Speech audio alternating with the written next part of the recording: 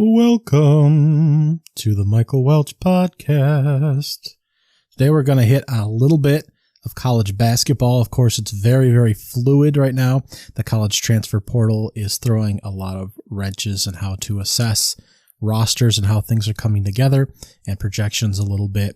But I'd like to review the Final Four from this past season and how they look projecting into next season, the 22-23 season, as well as where we are standing in the NBA playoffs at this point in time. Here we go. All my blessings, all my blessings, all my blessings, all my blessings, all my blessings, all my blessings, all my blessings, all my blessings. I need my blessings every penny, daily counting every single one, I'm seeing plenty. Level up and watch that beat turn into a Bentley. So we have a long road before college basketball starts up again, obviously, being closer to the postseason of last year than the preseason of this upcoming season. But I'd like to take a look at the Final Four teams and the storylines that they have moving forward into this next season. So let's start with the Kansas Jayhawks, the defending national champs. They will lose Ochai Agbaji, the Big 12 Player of the Year, whose name I did not say correctly, David McCormick, Rami Martin, the former Arizona State Sun Devil, Jalen Coleman-Lands, and Mitch Lightfoot. So they'll lose a large chunk of their cast, including the Big 12 Player of the Year, and they'll see a couple guys in the NBA, a couple guys do the graduation. It is possible that Agbaji and McCormick return to the Jayhawks, accepting that COVID year extra eligibility, but that is not likely. Junior Christian Braun is also testing the NBA, and sophomore Jalen Wilson, he'll presumably be back, but he did test the NBA waters once already, so we'll see if he continues to stay a Jayhawk. Now, they did pull in the number 4 recruiting class per 24/7 Sports, with 4 commitments, including 2 5-stars, one of them being Grady Dick, a 6'7", lanky local Wichita kid and Gatorade National Player of the Year. He also grabbed MJ Rice, 6'5" guard, who's finishing up high school ball in Cali. He's original from Durham, North Carolina. So both figure to be key pieces of the team moving forward. Zuby Ojefor is a 6'8" 4-star from Garland, Texas, and Ernest Udai Jr. is a 6'10" center from Orlando. So those guys will continue to add size to the Jayhawks as well. So it seems like Kansas is positioned to see a normal post-championship season for a blue blood program. A half dozen top contributors are out due to graduation and the NBA and the transfer portal as well. That will be the third factor moving forward, although not in this particular case. The key contributors that are left will presumably develop in a linear fashion, move into expanded roles, and see their numbers increase and their actual impact on the floor continue to push that team forward as their minutes increase as either starters or in an expanded capacity off of the bench or in the rotation. And they will see an infusion of talent from top prospects and recruits, with the potential to land big names out of the transfer portal as well, and a competent coaching staff to make it all mesh together. So what's the wrinkle here? Well, let's not forget that Kansas could be banned from the 22-23 postseason and could face other punishments from violations due to the 2017 FBI wiretapping scandal that made national headlines and saw double-digit people, 10-plus people arrested, revolving around payments to various individuals, directing and guiding recruits to top programs. In 2020, it was decided an independent 5-person panel would be hearing the case and deciding punishment with no appeal process. We're not entirely certain how NIL will affect the ruling or potential punishment. Jeff Dean of NPR most recently revisited the case earlier this month and has a very detailed piece available on their website, which goes into a lot of detail. Of course, back in 2017, as the arrests were being made, this was a very hot topic. These violations are separate from the LSU basketball violations. I thought they were originally the same or tied in, but I can't really keep a track anymore. The Tigers fired Will Wade after they lost to Iowa State in the first round this past postseason. Wade was accused of luring a recruit to the school through cash payments and job offerings and a number of related incidences. There were a handful of other allegations as well. Last I checked, one player was remaining on LSU's roster, and everyone else was in the transfer portal. So one guy was still on the roster there. Matt McGann of Murray State took that job. Of course, the Murray State Racers has great success under him, including this past year where they were making it to the second round of the NCAA tournament. And he will have a doozy of a job on his hands. We did see Iowa State rebuild from a 2-21 season in 2020 after a roster rebuild through the transfer portal, and the Minnesota Gophers did the same with one returning player as well after Patino was fired. Their roster under Ben Johnson in his first season included Elijah Stevens from Lafayette and Sean Sutherland from New Hampshire. They certainly crushed it last season, finishing 14-15, all things considered, but didn't get the higher profile transfers that Iowa State did, and neither team faced postseason sanctions like LSU could that could really impact the guys that McMahon pulls in. If Kansas is in a similar boat, who knows when a verdict/punishment will actually be doled out, but it could be soon, and it could impact the decision of players to stay committed to the university, and it could have an impact during the season, with guys potentially sitting out or losing mental focus if the season starts to go a little south. If they aren't winning, if they aren't getting the playing time that they would like, especially if there are certain players looking towards the NBA or even the transfer portal in the middle of the season. We're starting to see that already in both basketball and football. Kansas isn't a lock to win the Big 12 anymore. Scott Drew's coaching job with Baylor as the number 1 seed in the NCAA tournament this past season was nothing short of miraculous considering some of the injuries that he suffered. They were co-Big 10 regular season champions along with Kansas. Chris Beard will be entering year 2 at Texas with an actual recruiting class ranked in the top 15, including 2 5-stars, and not just with the squad assembled from the transfer portal and kind of put together on the fly. Mark Adams is rolling into year 2 post Chris Beard at Texas Tech with the top 25 recruiting class, and TCU and Oklahoma State will be involved and don't have a strong chance to actually win or be at the very top or win the conference, but they could help decide who doesn't win. So we'll see what the focus is going to be with this dark cloud kind of overhanging. Obviously, it's been there for a few years, but it looks like this could be culminating very soon, including this off season. It certainly helps to have the Gatorade National Player of the Year in your backyard. So we'll see if something were to come down, whether he'd go play a year somewhere else or stay the course in his local area. Moving to Villanova, Jay Wright's retirement was shocking this past offseason, just in the past couple of weeks. At the ripe age of 60, perhaps it shouldn't have been, but he stated that he needed a break and still left the door open for potentially returning to basketball in some capacity in the future. Certainly the NBA is still on the table, but burnout was certainly the reason. His leaving means the only current coaches with multiple championships are Rick Pitino, currently at Ionia, and Bill Self, who of course just won his second.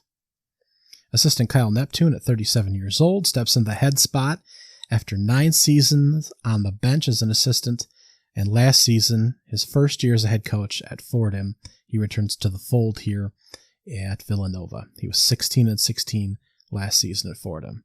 Colin Gillespie will be gone from the roster, but a top 15 recruiting class. Only 3 commitments will be coming in, including 5-star Cam Whitmore. But the question will be, can a homegrown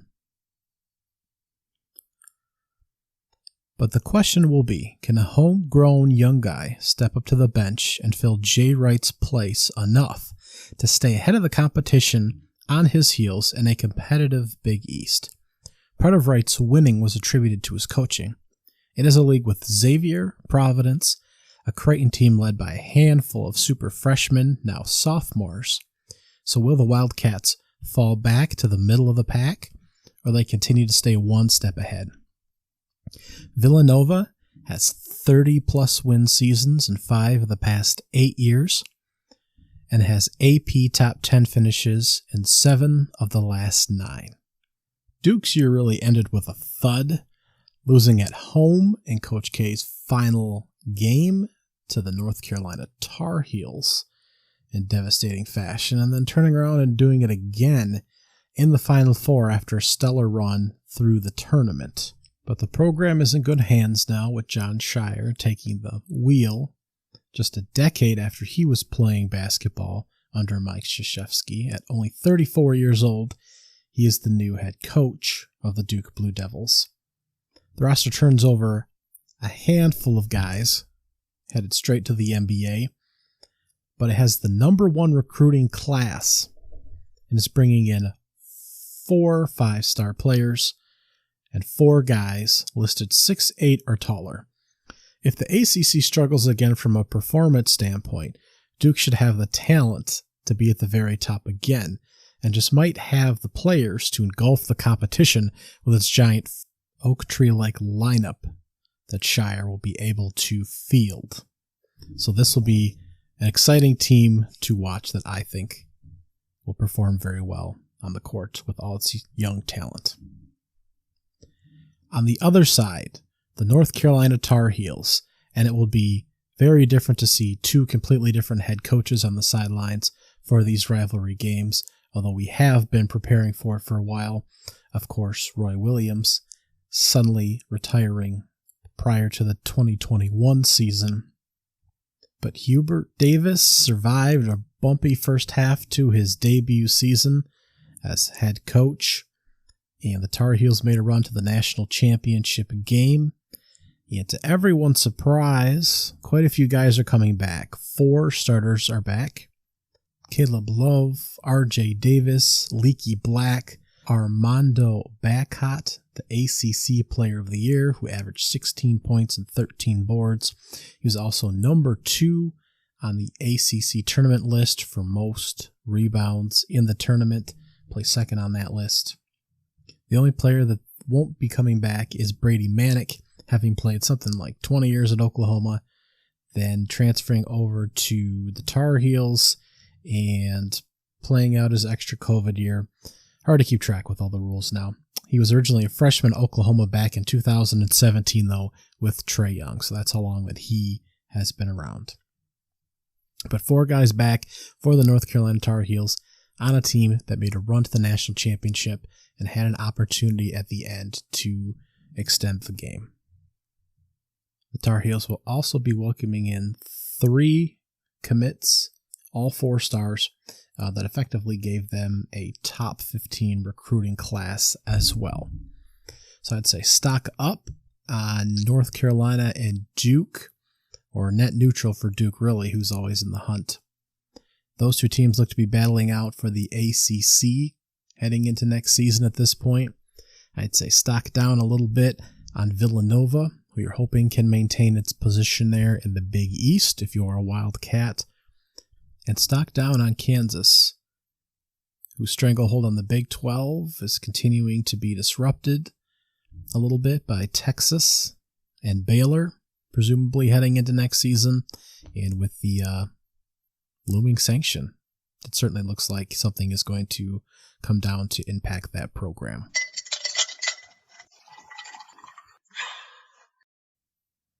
I'd like to touch briefly on Michigan basketball and Michigan natives playing basketball and players playing for Michigan schools here. There's a couple guys that I'd like to talk about here for a few minutes. First of all, Hunter Dickinson is back at the University of Michigan. My brother is a Michigan alumni, and he's very thrilled to hear this. He was the leading scorer for the team last season, only bright spot for portions of time as the team really struggled to stay above 500 and make it into the NCAA tournament before going on their Sweet 16 run. He's not exactly the body type right now that looks to have a lot of success and playing time in the NBA. However, his partner in crime there that just entered his name into the ring, Moussa Diabate, the Frenchman, looked solid in his year at Michigan, his 1 year freshman season. And my brother's hopeful that he will be back, as with our Michigan folks as well. But I do not see him returning to Michigan. I think that he has the physical characteristics that the NBA tends to look for now. He's only 20 years old, 6'11", about 7'1" wingspan, weighs in at a little over 200 pounds. He's a little bit lanky, but he's shown the ability to attack the offensive boards. He can handle a little bit. He can anticipate and block shots. So his shooting needs a little bit of work going to the next level. He may not start as a shooter. He won't start as a shooter from that perspective, but probably more as a defensive player. But I think he certainly has intriguing size. And he started playing basketball for the French international team, then moved to the ING Academy where they develop high school athletes. So he's got a little bit of a background in trying to build his skill set, and I think his physical abilities are intriguing. So certainly room for growth there. If he does return to Michigan, it would be an excellent guy to have back, but I think he's gone, and he'll be a great raw project for someone to kind of start on the defensive end and build his shooting in as he continues to grow. Imani Bates, the Ypsilanti, Michigan native, is leaving Memphis. He originally committed to the Tigers over Oregon, over Michigan State, who he originally gave a verbal commitment to, and he's decided to leave that school. He originally wanted to go and play a little bit more point guard under Penny, and kind of get coached up under that position. And that did not work out so well. The Memphis Tigers were one of the leaders in the country in turnovers. They certainly struggled in Imani's decision-making and his lack of ability to defend, we'll say. He missed some time towards the end of the year due to injury, came back in the NCAA tournament, hit some big shots. Shooting numbers aren't excellent, but I am very, very excited to see him at another school. He was seen recently with Juwan Howard, so whether he ends up back in his home state, at Michigan, or at Michigan State, or elsewhere, I think his ability to play off the ball and be a scorer, possibly recommit to the defensive end, but to certainly see him on another staff. There was some turmoil there at Memphis this season, but I think to see him somewhere else and maybe humbled a little bit and recommitted and refocused, I'm excited to see Imani Bates, who was the top prospect coming out of high school for a while, then shifted from number 1, number 2, moved around a little bit, depending on where you looked. He's still only 19 years old, or he might still be 18 years old at this point. He can't yet go to the NBA. He could hop into the G League Ignite if he so chose. He's not quite NBA eligible yet, but I'm very excited to see where Imani Bates goes. And very excited for him to prove everyone wrong who says he's not a team player or a contributor or can't play defense, and all the negative criticism he's received after last year's performance. He's on the cover of Sports Illustrated when he was a junior in high school, billed as the next LeBron James, which is, of course, way overblown. And just very excited to see what he's going to do moving forward, what school he selects, and how he fits into that system. So just very excited for the next stage in his young career. And finally, I would like to touch on Antone Davis, the Birmingham, Alabama native who went to play for his father at Detroit Mercy with the Titans. I've been keeping an eye on him since his freshman year, the 2018-19 season. He has played all 4 years at Detroit Mercy, but has 1 year left with the COVID eligibility deal, and he has entered the transfer portal and will be going to a major program to play his final year of college basketball. Now, he's 24th all-time in career points scored in college basketball. He averages 24.6 points for his career on 36% shooting from three. He's averaged 24 three-point attempts per game for his career, and he's never shot fewer than 10 attempts throughout his 4-year career. And he's played, minus a few years in the shortened 2020-21 season where he played 22 games. He's played full seasons all the way through pretty much. Now his shooting percentage from the floor is an excellent 40% from the floor, but the past couple of years he's been playing on the ball as the point guard and the main distributor and shooter for this Titans squad, which has not been to his benefit really. So to put him on another team and have him play off ball would be excellent. He'd be one of the top shooters in the country. He's limited his schools down to 5 currently. So Maryland, Kansas State, Georgetown, Birmingham Young, or he could go back to play for the Titans. So not a top school. He's not going to be on any of your primetime TV slots. But Anton Davis, one of the top shooters in the country for the past 4 years. One of the top playmakers from a very small school in the mitten here. And he'll be heading. It'd be nice to see him in the Big Ten with Maryland as that team with new coaching staff hopefully makes a resurgence. And maybe Birmingham Young would make a move too.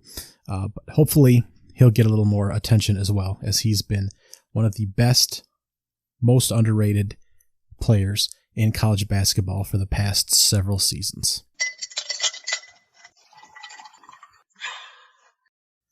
Touching base on the NBA playoffs, as I'm recording this tonight, the Milwaukee Bucks are getting ready to take down the Chicago Bulls tonight, and the Golden State Warriors are getting ready to eliminate the Denver Nuggets. So we could have half of the second round set by the time that you are listening to this podcast. In the East, the Nets are gone already. The Boston Celtics completed the sweep. Brooklyn is the only team to have not won a playoff game this postseason, and they're joining the Lakers and the Clippers as 3 of the top 5 teams with the best odds to win the championship coming into the season, and all 3 are currently sitting at home. So in the East, the number 1 seeded Miami Heat have just finished off the Atlanta Hawks in a 4-1 gentleman's sweep. Trae Young finished with more turnovers than made field goals, as he was the focal point of that defense and shutting down what the Hawks were able to do offensively. To no one's surprise, they struggled mightily when he was not the focal point of the offense. Now, Miami is in a bit of a weird position moving forward here in the game-clinching Game 5. Both Jimmy Butler and Kyle Lowry were actually out. Lowry due to a hamstring, Jimmy Butler due to inflammation in his knee. Presumably they'll be okay moving forward to some extent.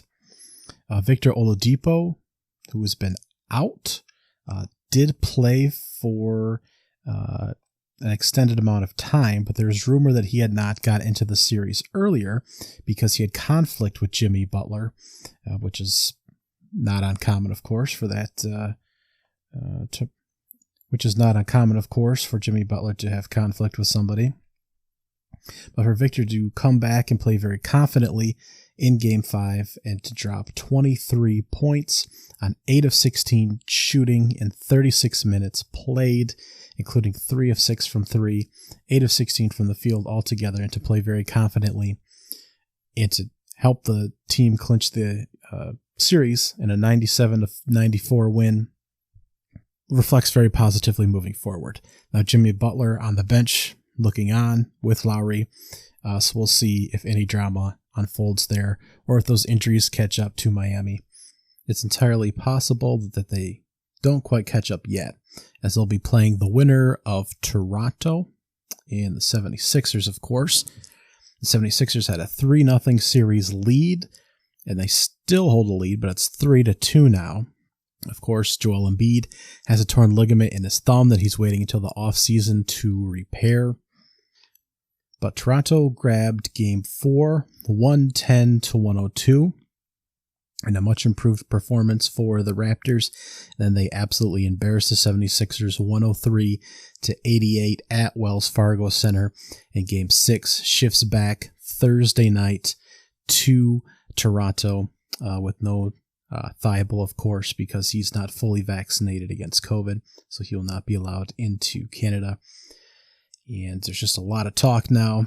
Can Embiid hold up? He's, of course, stating that the pain in his thumb is terrible and there's no real way to help relax that. Maxey has kind of fallen off the past couple of games.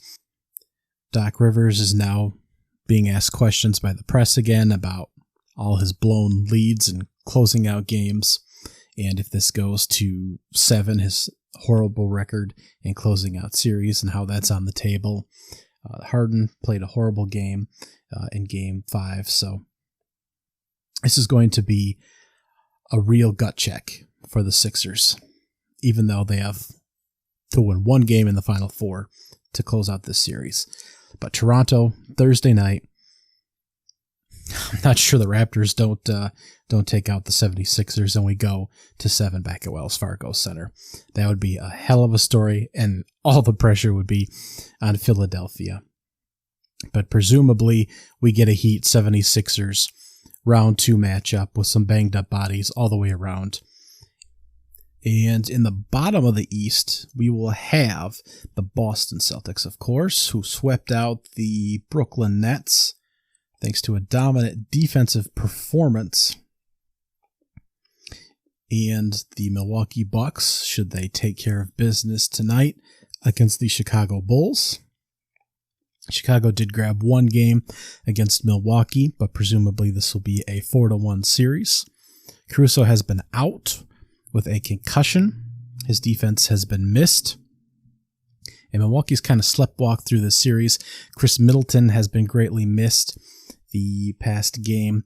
Giannis Antetokounmpo, Bobby Portis, and Brook Lopez has provided a lot of size in the lineups that they've run out together with no Middleton in the lineup to provide a little bit something different there. And that was quite successful for the Bucks in Game 4 to pull it out to a 3-1 series lead and put the Bulls on the brink of elimination. Celtics Nets is obviously the big hitting series when the slate first came out. Man, that did not go the way that anyone thought it would.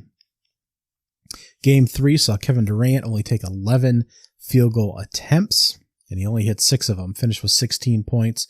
Bruce Brown, again, after a Game 2 performance that went very well, where he was able to, find himself wide open several times due to the pressure on Kevin Durant, hit 26 points in Game 3. Blake Griffin came in for a few minutes as well as Steve Nash tried to make a few adjustments. He hit a couple big threes, but he looked completely exhausted as he hasn't played any games in a month or two.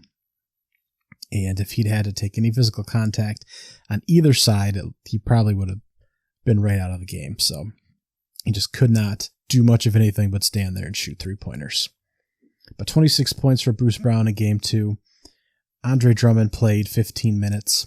About 8 minutes for Blake Griffin. Nick Claxton was one of the more productive big men rolling to the rim with 13 points. And Jason Tatum really came alive, hitting 13 of his 29 field goal attempts for 39 points. Jaylen Brown had 23. Marcus Smart was able to score 14 points, although he had 10 3-point attempts, which is way too many, as Celtics fans know. And the Celtics were able to pull off the stunning win at the end against the Brooklyn Nets. They had to really hold on for it in a 109-103 survival in a game that went down to the end, as the series had. But Brooklyn was in all of these games up until the end. But the 3-0 series lead, was stunning. So when Game 4 rolled around, we saw more Blake Griffin at times. We saw Kevin Durant taking a whole lot of shots trying to survive. We saw more Kyrie Irving, who didn't hit a single 3-pointer in Game 3. Ultimately, in Game 4, Jason Tatum, 29 points, 22 for Jaylen Brown, 20 for Marcus Smart. And the Celtics hold Kevin Durant to 13 for 31 shooting for 39 points. Kyrie Irving is 6 for 13 for 20 points. Blake Griffin plays an extended 17 minutes and scores 0 points. And Andre Drummond, who probably wasn't always a fit for this kind of matchup, only played 3 minutes as Claxton got more time. Of course, Blake Griffin. And the Celtics complete the sweep, but winning the games by a combined 18 points, including a 7-point Game 2 win. And Brooklyn was in all of these games, but couldn't pull a single one of them out. It's quite disappointing that the series didn't go longer and that we had, I'm not going to say a real challenge from the Brooklyn Nets, as these were all competitive games, but a real competitive series. But perhaps Ben Simmons would have made a difference. That's a whole nother story. All the talk about him throughout the entire season, only to never play a game. The discussion about him returning for Game 4, now that we're post-Game 4 and post-season for the Nets. Supposedly, the coaching staff was fully expecting him to hop in and play Game 4, but there was a mental block from his side, and he wasn't able to overcome and get back onto the court. So can't speak exactly to that, but those are the reports that are circulating at this time. And he sure stuck out in Game 3 when we have all black uniforms on the Nets players, and he's sitting dead center of the bench in long orange pants and a purple suit jacket and sunglasses, looking like the clown show that he's been all season. Nothing but a distraction to that team, unfortunately. I hope he's able to get his mind right and settled, if that truly is what is going on there. But man, what a detriment to everyone around him and the entire organization and team and their mindset and expectations and goals and everything they have going on around them. I had more notes, but they're largely irrelevant. I thought this series would be continuing for another week. But Boston looks very impressive. Whether Jason Tatum is active on the offensive end or not, or exerting a lot of pressure on the defensive end.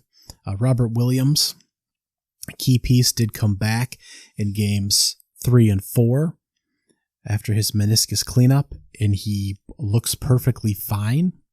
And he just added another element to these games.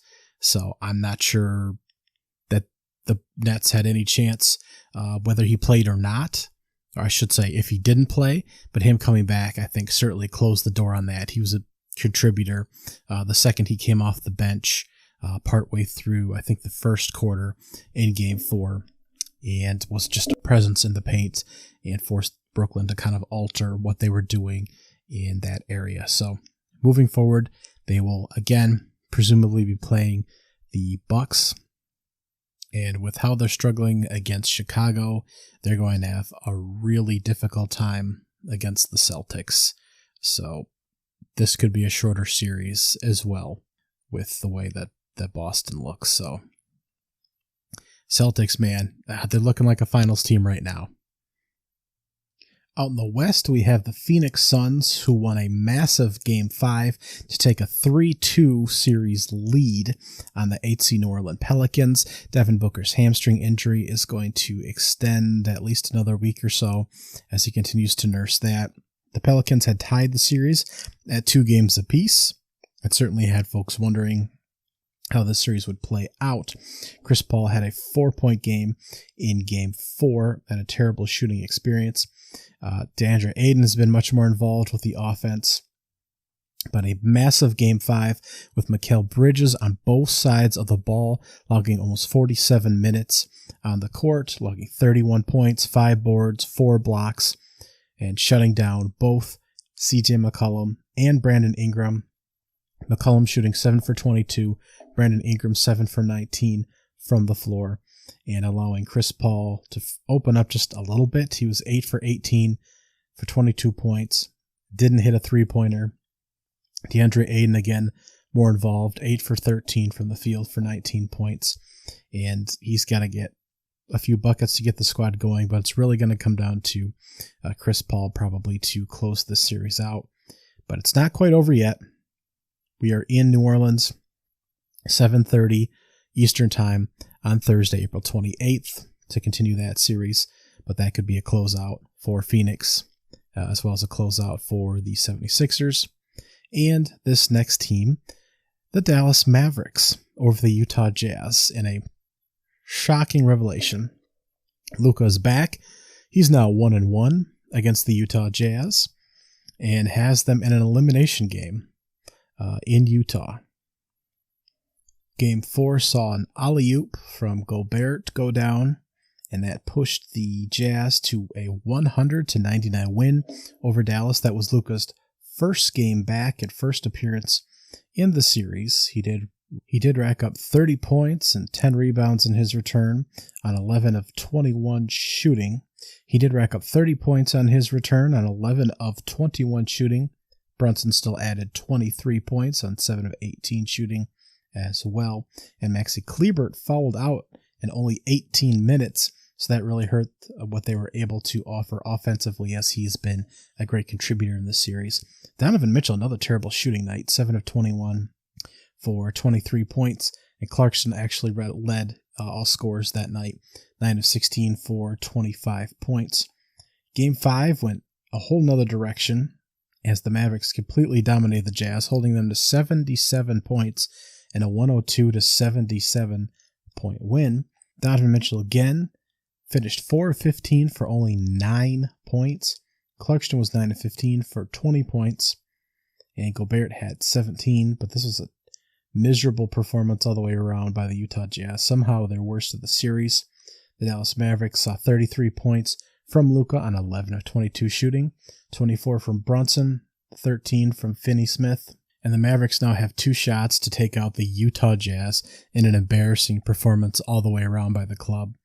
So we'll presumably have a Dallas Mavericks with a healthy-looking Luka against the Phoenix Suns with maybe Devin Booker missing for the first game or so. So this could be an interesting matchup heading into the second round, but we got to make it through these eliminator games possibly first.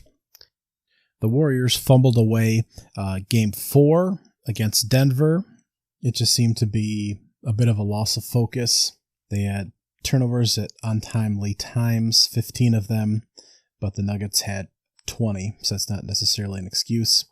But they did allow Denver to shoot 56% from the field, 48% from 3. We did see rookie Bones Highland hit a couple key three-pointers. He finished with 15. Jokic had 37 points, shooting 14 of 21 from the field. Aaron Gordon had 21 points.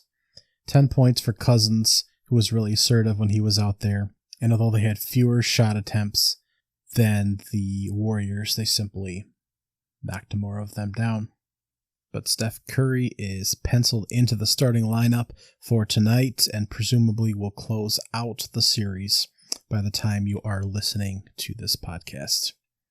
The last series that needs discussion here is one that's really held up, and that is the Memphis Grizzlies and the Minnesota Timberwolves. And we are at a 3-2 lead for the Memphis Grizzlies. 4 was a victory for Minnesota. We saw Karl Anthony Towns come out very aggressive after a foul-filled and energy-empty games 2 and 3. I think he only had 4 shot attempts in game 3, so he came out hot in game 4. Contesting shots, aggressive on offense. He had 10 points in the first. It's very, very sloppy, though.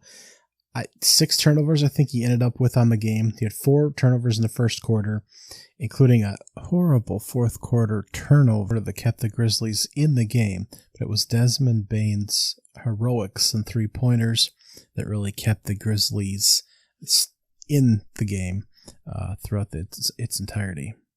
He was 8 for 12 on the game. He finished with 34 points. We did have all kinds of foul trouble for the Memphis Grizzlies. Dylan Brooks had 5. Tillman had 5. Baines had 5. John Morant had 4. Jaren Jackson Jr. followed out with 6, of course. Kyle Anderson had 4. But horrible refereeing all the way around and how things were called. And it really impacted who was able to be out on the floor at different points in this game. John Morant was 4 of 13 from the field altogether, 11 points, 15 assists, 8 rebounds, and a couple turnovers. Steven Adams only logged 3 minutes. Zaire Williams logged too many minutes, 14, but the rotation was all screwed up due to foul trouble. Anthony Edwards finished with 24 points, but suffered more knee injuries like he did in Game 2. He went down again here and came back with a brace. 33 points for Karl Anthony Towns and 8 of 17 shooting. 17 points for Patrick Beverley was huge for the squad. D'Angelo Russell disappeared, only 3 of 12 for 10 points. And 16 off the bench for Jordan McLaughlin, who hit several big threes. He was 4 for 4 and really pushed this team towards the end. Now, a number of several bad plays at the very end. The sequence really had the Timberwolves up to win the game with a few minutes left. Just a horrible play by Karl Anthony Towns stepping out of bounds on a ball that would have been the Timberwolves' possession had he just let it roll out of bounds. They had a 6-point lead with 2:28 left and should have had the ball and just really screwed that up. The Timberwolves continue to have 2 turnovers, a bad foul, a bad D'Angelo Russell 3-point attempt, and 2 missed free throws in the last 2.5 minutes when they could have gone up 3 possessions to give the Grizzlies an opportunity to tie the game with under 10 seconds to go. But ultimately, the Timberwolves are able to seal the game at the free throw line and tie the series up. Now, Game 5 was a 111-109 victory on a Ja Morant layup to win the game. Edwards had 22 points on 8 of 20 shooting. Karl Anthony Towns, again, fairly aggressive again. 7 of 15, finished with 28 points to lead the Minnesota Timberwolves. We did have more time for McLaughlin in this game, earning more time after his performance in Game 4. He was only 1 for 3, though. Russell, another no-show. 4 for 10 from the field. Pat Bev, 3 for 6. Not a great showing for some of the accessory pieces to this core. Dylan Brooks, a miserable 3 of 18 for 8 points for the Grizzlies. Ja Morant struggled again, 9 for 22, but finished with 30 points thanks to 17 free throw attempts, making 11 of them. Also had 13 rebounds and 9 assists, so close to triple-double there. More time for Xavier Tillman. No time for Steven Adams. He did not play at all after logging 3 minutes in Game 4. Brandon Clark had 21 in this game. Zaire Williams saw his role diminished a little bit as well as we saw more Tyrus Jones. So they did manage to pull it out, but we'll see how Game 6 goes back in Minnesota as this series is just teetering back and forth. Jaren Jackson Jr. again falling out of Game 5 after less than 18 minutes of play. So we'll see. There's lots of foul trouble, lots of effort and struggling shooting. Ja Morant's had troubles. Edwards has had troubles. Karl Anthony Towns has had troubles. Zaire Williams has had trouble. So each game is a little bit different story and how we get to the end result. But Game 6 should be very exciting, whether it's the Grizzlies closing it out or whether it's the Timberwolves forcing Game 7. We, of course, have Cat's dad and Ja Morant's dad, on the sidelines. That's a good little rivalry between those two guys who sit together. We had Usher, who looks exactly like T. Morant, sitting sidelines for the Memphis Grizzlies game in Game 5. So that was a fun little storyline as well. But this is the most exciting series where we're not really sure who will win. Presumably Philadelphia wins their series, Milwaukee wins theirs, Dallas closes out Utah, Phoenix closes out the Pelicans, and the Golden State Warriors close out the Denver Nuggets. Grizzlies still expected to win here, but not impossible. The Timberwolves win a couple games, so this is still the most exciting series that we still have going on in round 1.